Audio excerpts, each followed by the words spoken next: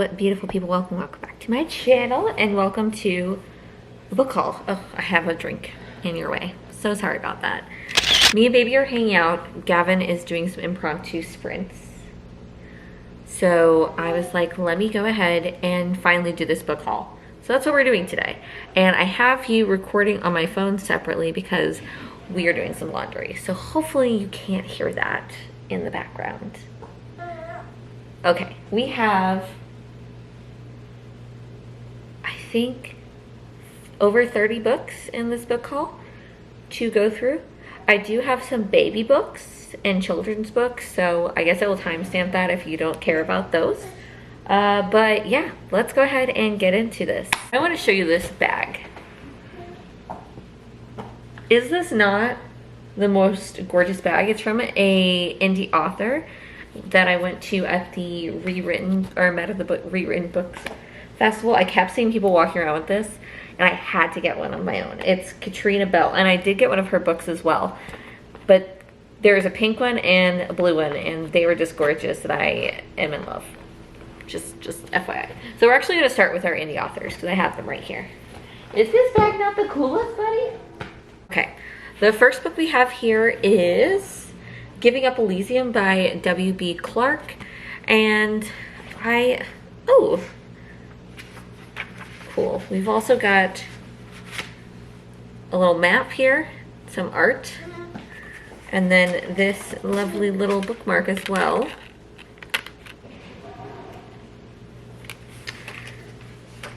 And let's see, what is this about? I think these ones I will give like a more full synopsis since they are indie authors, but you can check this book out at wbclarkbooks.com, and it is about a young girl, Ymir, who is chosen to champion a goddess in Hercules' war against Zeus. She's taken from her whole home and sold into slavery. It's a battle of endurance for her to survive the sadistic conditions as she tries to harness the magic gifted to her by Metis. Throughout her suffering, Ymir fights to keep her humanity intact as rage threatens to consume her. Little does she know, tranquility is found best in the dark. Next book. Are you just trying to get to this? Oh, I forgot I bought this. I'm so glad I finally went through these. Is this not so cool? Now that my hair is longer, I could actually like put it in there somewhere somehow and have a little dragon wing. But so cool. So very cool. The book that I picked up is A Requiem for Fallen Stars by Hazel S. Wilkes. This is the first one. And it says, Lyra is a collie does not clutch onto the jagged remnants of her past. She buries them deep beneath her skin. To feel is to give power to the past, to let grief and memory carve through her like a blade, but Lyra refuses to let them win.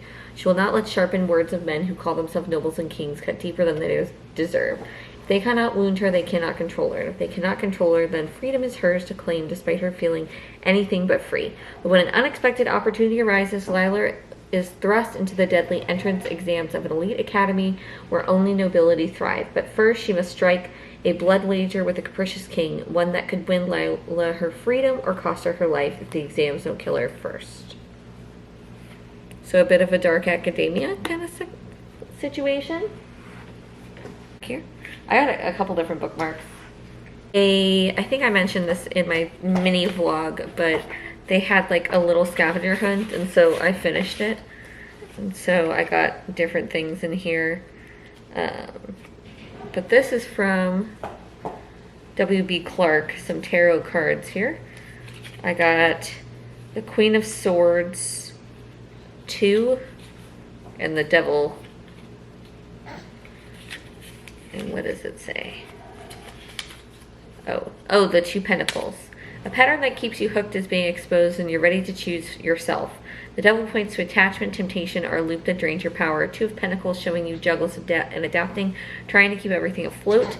The Queen of Swords is the breakthrough. Sharp boundaries, hard truths, and a decision that prioritizes sanity. Cut what's costing you too much and your life instantly feels lighter. Interesting. Okay, we're already 5 minutes in and I've gotten through 2 books, so let's start moving along. This one, I met both of the authors 2 times, and it's a dark academia book. So I did a terrible job of trying to tell you what this book is about. So I have gone ahead and popped it up on the screen.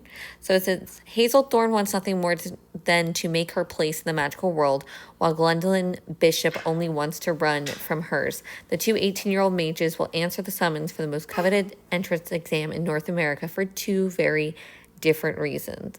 But the summoning is just the beginning.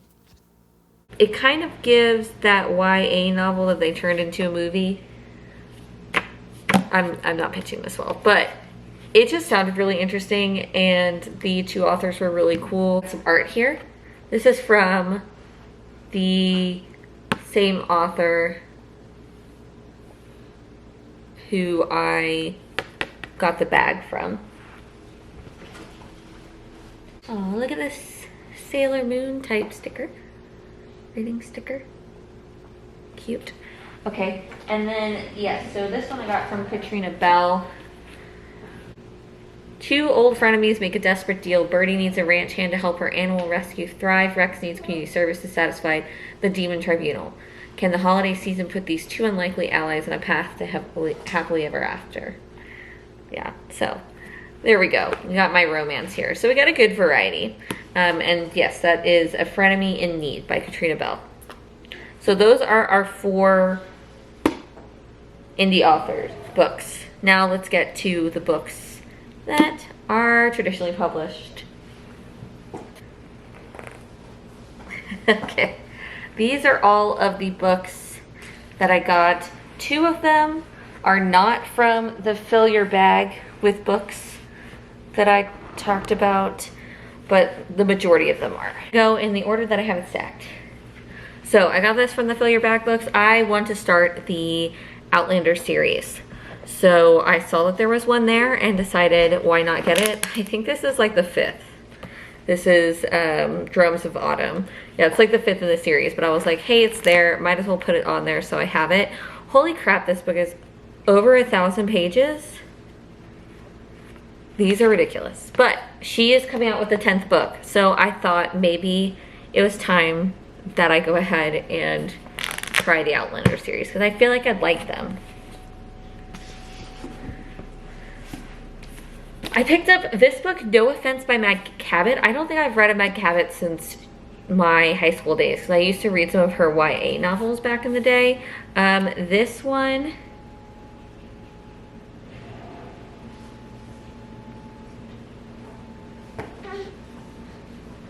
oh, it's about someone who works in a library, a girl named Molly. Oh my gosh, but she finds a newborn left in the library restroom.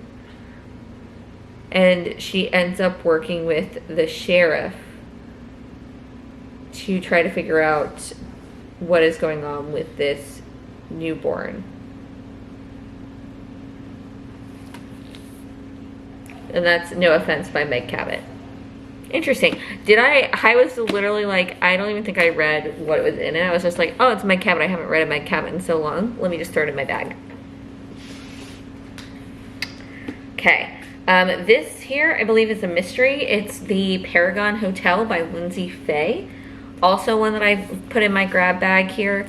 It's a gun mole with a knack for disappearing flees from a Prohibition-era Harlem to Portland's Paragon Hotel. Oh, yes. Okay. Yes, yes, yes. This sounded interesting. This one, she is like running from the mafia and she ends up going to this hotel, and it is an all-black hotel in a Jim Crow city. And she's like a white woman who's hiding out from the mafia in there. And that sounded really interesting to me. That's right, I remember this one. I remember this book I put in here. It is Catherine House by Elizabeth Thomas. Did I even look at what this is about? A seductive gothic-infused debut of literary suspense set within a secluded elite university and following a dangerously curious, rebellious undergraduate who uncovers a shocking secret about an exclusive circle of students and the dark truth behind her school promise of prestige. Another like dark academia. I guess I was just on a roll with this. Okay, these two. This is the author of Wicked, and they had 2 of his books. So this one is A Wild Winter Swan by Gregory Maguire, and this is he takes a Hans Christian Andersen story, The Wild Swan, into an Italian-American girl's poignant coming-of-age story set amid the magic of Christmas in 1960s New York. I've never read Wicked, so these would be new books for me. And then they had another one. So this is A Tale of the Once and Future Nutcracker, and I don't know if I can even read what this is. Drosselmeyer? I have no idea what the name of this book is because I cannot read that.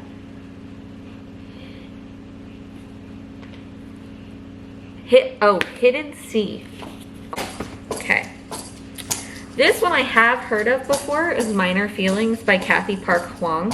It is a exploration of Asian American consciousness and the struggle to be human. I have heard mixed things about this, but I wanted to read it.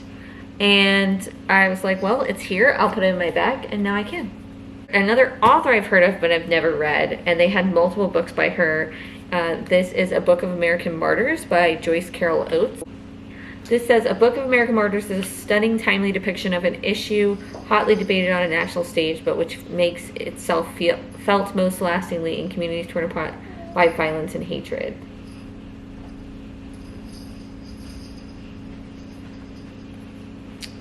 Interesting.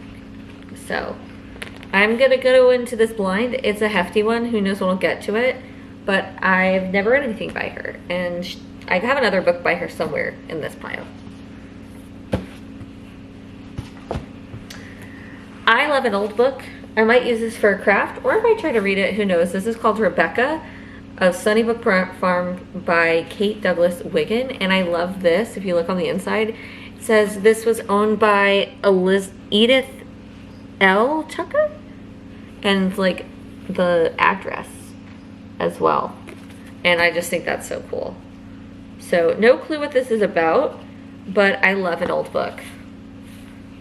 Love an old book. Okay, so this one I had never heard of. It is The House of Hidden Mothers by Mira Shial. And it says, life hasn't always been easy for Shyama, a woman in her mid-40s whose husband abandoned her when their daughter was still young, but she has finally found happiness with Toby, a man 10 years her junior. But she and Toby want to have a child together, but Shyama's doctor tells her that her womb has become inhospitable. While Shyama and Toby begin their search for the perfect surrogate, a young woman in rural India named Mala becomes convinced that carrying a child for an international couple will be her ticket out of poverty, and her life intersects with Shyama's. The two women soon discover that an apparently simple arrangement may be far more complicated than it once seemed.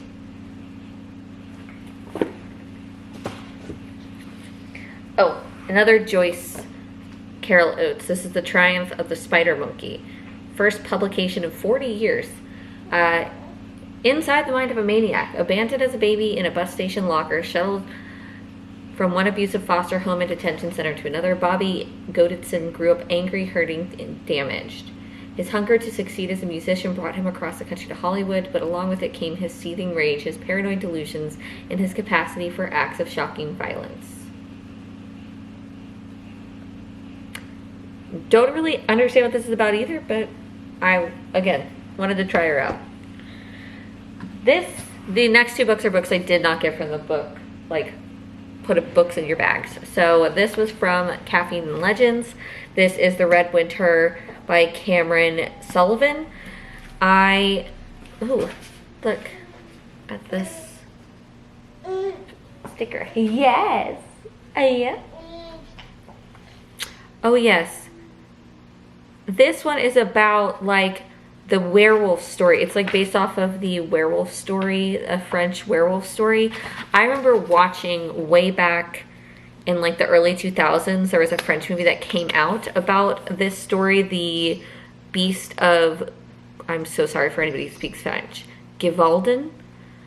and it's basically like about a werewolf terrorizing this town and them trying to figure out how to stop him. And I remember the French movie was so interesting, and so I was interested in reading this book. I haven't seen many people's reviews on it, although I have seen people are reading it or intending on reading it.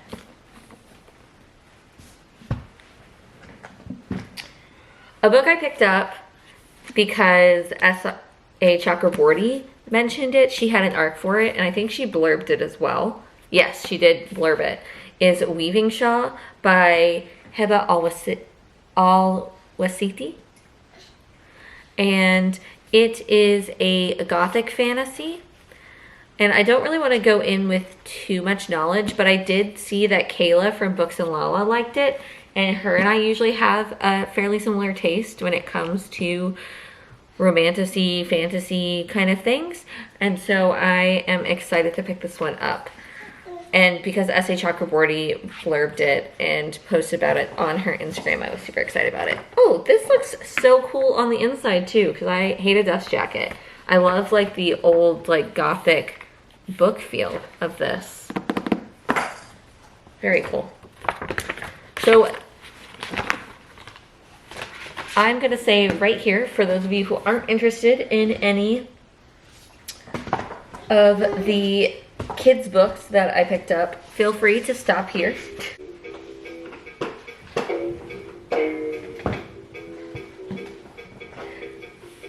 I almost forgot.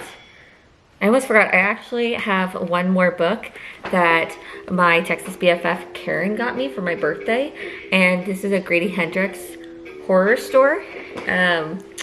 You know, a horror that takes place in an IKEA. I told her that we have to go to IKEA like when I'm reading this or after I read this and just have some fun and walk around. I haven't eaten at IKEA in a while, so I think it could be fun maybe to like finish this at IKEA. Maybe that's the goal. I'll let her know. She's always busy, but we'll see if we can make it work.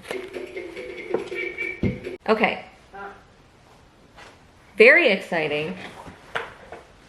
Fine. So they had a ton of these. I don't know how many of you read this series when you were growing up, but I got the first 10 books in the Magic Treehouse series. This is like the 20th anniversary edition. It has like some extra pages and it's colored, which is super cool. Like the pages are colored. Usually they're just drawn in black and white. And then yeah, I got the first 10.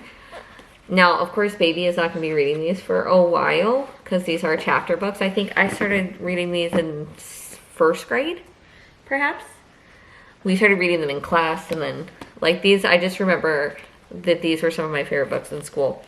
So, if you've never read them, it's about this brother and sister who move into a house, and there's a tree house in the back of this house.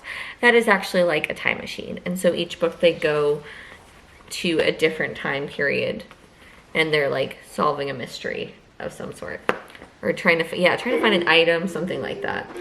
So I thought it would be fun to get these because these are like $4 a piece. So the fact that I got 10 of them in a bag that I paid $30 for, I'm super excited about that. I also have 2 books upstairs that I got that are kids' books, but I am not going to bother going upstairs to go get them. It's not that serious.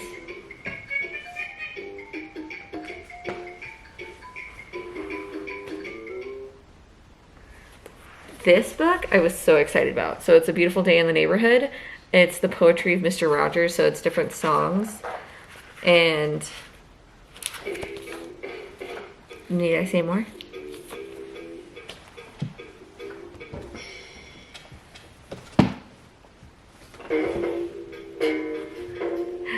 He hasn't played with that all day. Like, in multiple days, has not played with these bongos. But of course. Okay, I got one more of these. I got the alphabet, but these are like those little mini board books of Dr. Seuss. So, Put Me in the Zoo, Mr. Brown Can Moo, Can You? The Tiniest Thomas the Train book. Sir Tomton Hat's Birthday. Oh, I think he's losing interest. But that's okay, we have one last book. So we have Another favorite childhood book of mine.